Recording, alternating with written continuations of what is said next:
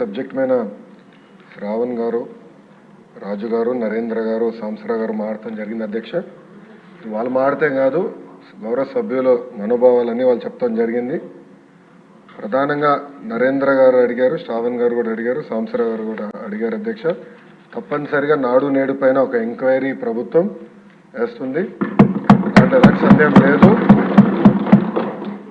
Agreements ఏంటి, గతంలో ఎవరికి ఇచ్చారు ఈ వర్క్లు, ఎందుకు పనులు సరిగా జరగలేదు, నాసరికైన పనులు జరిగినాయి అనేది పేపర్లో కూడా గతంలో వచ్చింది. దానిపైన తప్పనిసరిగా ఎంక్వైరీ చేస్తాం.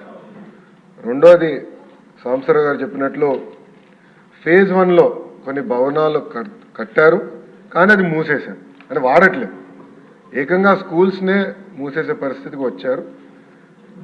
తెలుగుదేశం, జనసేన, భారతీయ జనతా పార్టీ విధానం ఒకటి. ప్రభుత్వ పాఠశాలల్ని మేము బలోపేతం చేస్తాం. ప్రైవేట్ పాఠశాలలకి ధీటుగా ప్రభుత్వ పాఠశాలలు తీర్చిదిద్దాలనేది మా లక్ష్యం. అందుకే చంద్రబాబు నాయుడు గారి నాయకత్వంతో మెగా డిఎస్సి కూడా ప్రకటించాం. ఉపాధ్యాయుల పోస్టులు కూడా భర్తీ చేస్తున్నాం.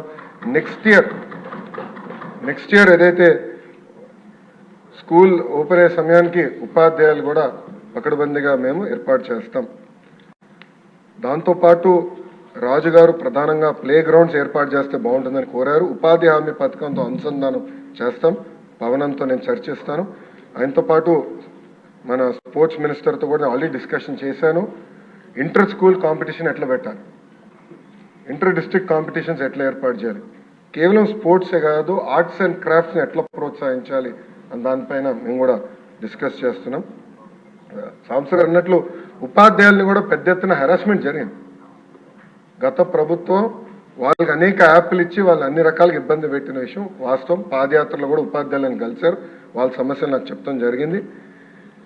ఈ సంవత్సరం నా ఆలోచన, I'm subject to correction from members, నా ఆలోచన ఏంటంటే ఈ సంవత్సరం ముందల కేజీ టు పీజీ విద్యను మొత్తం ప్రక్షాళన చేద్దాం. నేను పక్క రాష్ట్రాల్లో కూడా ఎలాంటి కార్యక్రమాలు జరుగుతున్నాయి అనేది నేను చదువుతాను. ఉత్తరప్రదేశ్లో నిపుణ్ కార్యక్రమం చేస్తున్నారు, ఢిల్లీలో కూడా అనేక కార్యక్రమాలు చేస్తున్నారు. నేను కూడా అది మొత్తం రివ్యూ చేస్తున్నాను. నేను కూడా ఫీల్డ్ విజిట్స్కి వెళ్ళాల్సిన అవసరం ఉంది. ఒక పక్కన విద్యార్థుల కోసం మనం డబ్బులు ఖర్చు పెడుతున్నాం, మిడ్ డే మీల్స్ కార్యక్రమాలు ఇస్తున్నాం, ఇన్ఫ్రాస్ట్రక్చర్ ఇంప్రూవ్ చేస్తున్నాం. కానీ లెర్నింగ్ అవుట్కమ్స్ ఏంటి?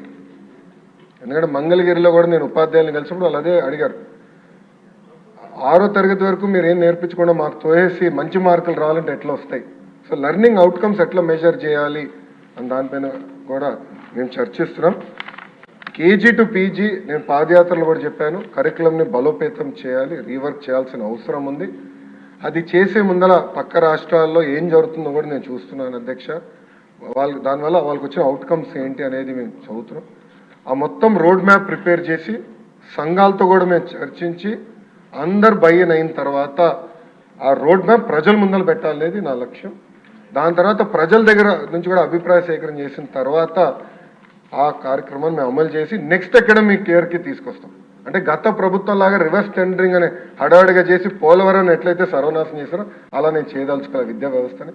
విద్యా వ్యవస్థలో కూడా అనాలోచిత వల్ల చాలా దెబ్బతిని సిబిఎస్ఈ కరికులం అన్నారు, కొన్ని స్కూల్స్ ఏమో CBSE curriculum with CBSE examination అన్నారు, మళ్ళీ మధ్యలో ఐబీ అన్నారు, తర్వాత టోఫెల్ అన్నారు, డిక్షనరీ అన్నారు. అంటే కొంచెం గందరగోళంగా ఉంది. ఇది మొత్తం కొంచెం స్ట్రీమ్లైన్ చేయాల్సిన అవసరం ఉంది. ఎందుకంటే మన పిల్లల భవిష్యత్తు దీనిపైన ఆధారపడి ఉంది. సో సిస్టమేటిక్గా చేయాల్సిన అవసరం ఉంది. తొందరపాటు నిర్ణయాలు కాకుండా సిస్టమేటిక్గా చేయాలనేది నా ఆలోచన అధ్యక్ష. 2019 నుంచి 24 అని మీరు చూస్తే 2019లో అంటే ఆనాడు తెలుగుదేశం ప్రభుత్వం హయాంలో 38,98,000 మంది విద్యార్థులు ఉన్నారు. 5 సంవత్సరాలు వేల కోట్ల రూపాయలు ఖర్చు పెట్టిన తర్వాత అది 38,26,000 మంది విద్యార్థులకు తగ్గిపోయింది. అంటే 72,117 మంది విద్యార్థులు ప్రభుత్వ పాఠశాలలో తగ్గిపోయారు. ఇది కరెక్ట్ కాదు, అంటే ఎక్కడో లోపాలు జరుగుతున్నాయి, అంటే డౌట్ లేదు. అదేవిధంగా 117 జియో గురించి కూడా సభ్యులు నా దృష్టికి తీసుకొచ్చారు. అది కూడా మేము డిస్కషన్లో ఉంది. దానిపైన కూడా తొందరలోనే ఒక నిర్ణయం తీసుకుంటాం. కానీ ఎన్డీఏ ప్రభుత్వ ఆలోచన వెరీ క్లియర్. ఉపాధ్యాయులు నియమిస్తాం, ఆగిపోయిన పనులు పూర్తి చేస్తాం, జరిగిన పనులపైన తప్పనిసరిగా ఎంక్వైరీ చేస్తాం. Thank you. మంత్రి గారు కూర్చోండి.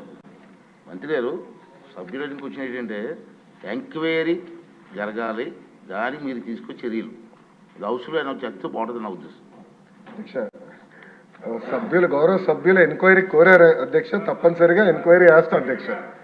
దాని తర్వాత నెక్స్ట్ సెషన్ అంటే ఎంక్వైరీ నివేదిక వచ్చిన తర్వాత నెక్స్ట్ సెషన్లో నేను టేబుల్ చేస్తాను. Okay, thank you. లేదు ప్లీజ్ శ్రావణ్ గారు ఒక్క క్వశ్చన్కి ప్లీజ్ వినండి. ఒక క్వశ్చన్కి 37 minutes అయింది అంతే.